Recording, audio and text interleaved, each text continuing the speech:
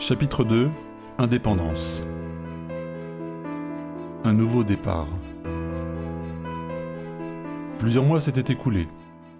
Charlotte s'installa sur son lit, assise, calée sur un oreiller, les jambes repliées. Dans cette position, elle n'en occupait qu'un dixième. Elle aurait pu s'y allonger pour profiter du confort du matelas, mais c'était ainsi qu'elle préférait être pour lire. Depuis l'épisode de sa rencontre avec Philippe, elle avait changé de vie. Elle s'était éloignée de ses amis, avait changé de quartier, elle avait trouvé un autre emploi, plus proche de ses aspirations et de sa formation initiale en littérature et géopolitique. Elle était rédactrice pour des journaux d'entreprise, des revues ou des services de communication de ministères comme freelance. Elle était appréciée pour son écriture juste qui insufflait dans chaque paragraphe une légèreté et une grande précision.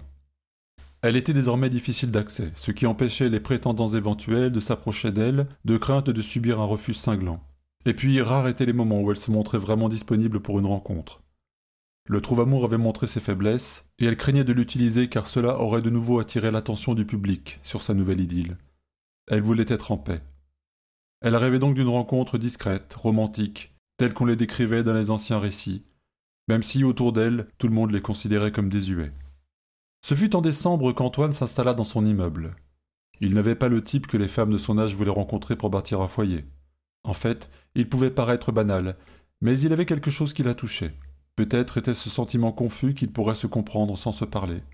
Ils se croisaient dans l'escalier de temps à autre, se disaient quelques banalités sur le fonctionnement de l'ascenseur ou la couleur du ciel. Il lui souriait toujours aimablement, et elle détournait son regard. De temps en temps, il parlait un peu plus, sur le ton de l'humour. Il se moquait d'elle gentiment et elle lui répondait avec esprit. Ces petites joutes verbales étaient suffisantes pour mesurer la finesse de leurs intelligences. Elle commençait à idéaliser cet inconnu, au point où Charlotte, dont la réserve n'était en rien de la timidité, décida d'agir. Il fallait prendre en main son destin puisque personne ni aucune application ne pourrait choisir à sa place.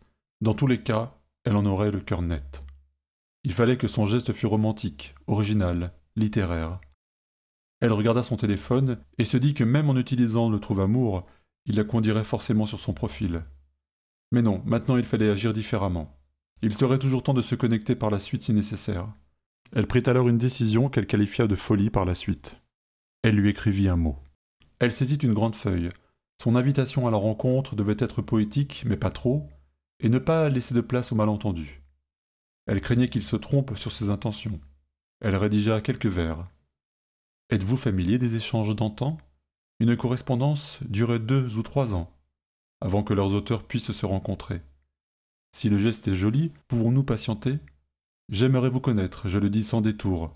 Rencontrons-nous chez moi un soir, ces prochains jours.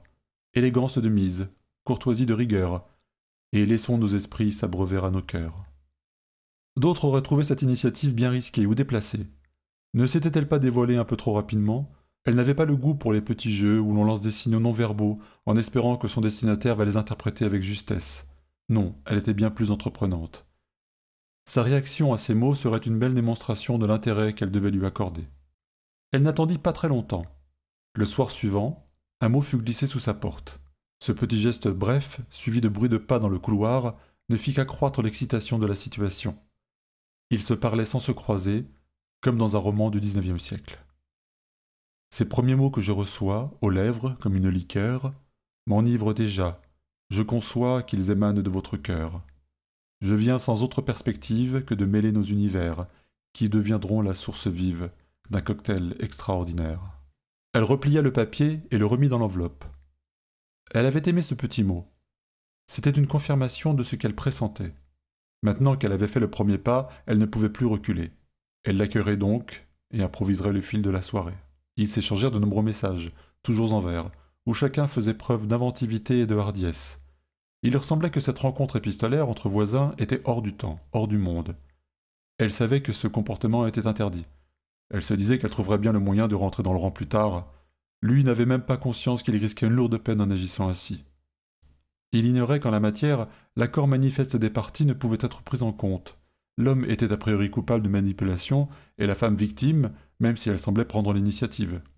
C'est empreint de cette naïveté enfantine qu'ils se retrouvèrent chez elle. Ils parlèrent beaucoup, rièrent aux éclats, dînèrent d'un repas qu'elle avait pris soin de préparer. Quand ce fut l'heure de partir, ils ne purent s'y résigner et demeurèrent ensemble. Elle voulait le garder encore un moment. Elle s'approcha de lui lentement et s'infiltra entre ses bras. Elle s'y sentit particulièrement bien. Il ne bougea pas et la laissa s'apaiser contre lui. Ils parlèrent encore, puis finirent par s'endormir. Ce fut leur première nuit ensemble. Elle rentrait ensuite chaque soir chez elle avec la perspective heureuse de le retrouver. Leurs goûts étaient proches, mais leur culture assez différente pour s'enrichir mutuellement. Ils sortaient pour dîner ou voir un spectacle, ils rencontraient des amis, faisaient des projets. Ils étaient heureux. Leur vie avait pris une autre couleur et un nouvel élan. Léonie, la meilleure amie de Charlotte, lui posa un jour la question. « Alors, c'était quoi votre score au Trouve-Amour » En fait, c'était mon voisin, alors. Alors, tu l'as retrouvé ? Et tu l'as matché ? Quelle chance !» Non, je lui ai écrit, on a commencé à se voir, mais je vais bientôt confirmer ça. Bientôt ? Mais tu es folle ? Tu ne sais pas ce que tu fais ? Si ça se trouve, vous n'êtes pas fait pour être ensemble ? Et que va penser la communauté et ta famille ? Et pour les enfants, vous êtes compatibles génétiquement ? Franchement, Charlotte, tu es mon amie, je t'adore, mais parfois tu fais n'importe quoi. Oui, tu as raison, j'aurais dû m'en occuper avant. Mais ça a démarré si vite entre nous. Et puis je n'ai pas envie de toute cette publicité. Pourquoi ne pourrait-on pas juste vivre les choses ensemble ? Il faut que tu t'en occupes, Charlotte, tout de suite. Allez ! Elle prit son téléphone avec réticence et ouvrit Trouve-Amour. Rapidement, des profils lui furent présentés avec des scores encourageants. 89%, 92%. Mais Antoine n'en faisait pas partie. « Je ne comprends pas, il devrait être là, » déclara-t-elle, inquiète. « Pas s'il n'est pas fait pour toi. Je suis désolée de te le dire, ma chérie. J'ai une amie qui a tenté une relation comme ça, et le type s'est fait arrêter. Ils l'ont mis en cabane. Ensuite, elle a rencontré un 92% le soir même. Ils sont parfaitement heureux. » « Mais on est amoureux, j'ai pas envie de quelqu'un d'autre. » « Qui dit ça ? C'est lui ? Comment peux-tu savoir si tu n'es pas victime d'un pervers ? Franchement, tu devrais réfléchir à 2 fois.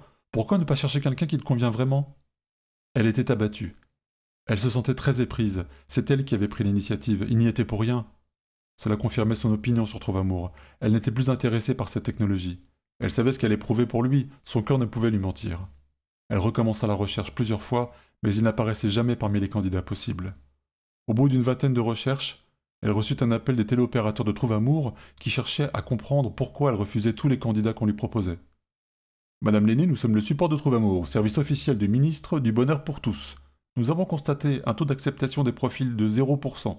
Nous voulions savoir si vous rencontriez quelques problèmes d'utilisation de l'application pour vous aider à faire un choix. »« Non merci, c'est juste que les profils ne me conviennent pas. » Il y eut quelques secondes de silence. « Vous voulez dire qu'aucun profil ne vous convient ? » ?»« C'est ça, effectivement. » De nouveau le silence. « C'est un cas, rarissime. Vous êtes bien dans Trouve-Amour ? » ?»« Oui, je vous confirme. » »« Écoutez, je vais voir de notre côté s'il n'y a pas un problème d'ordre technique. De votre côté, avez-vous pris contact avec les services de psychologie ? Je vais y réfléchir. Je vous remercie pour le conseil.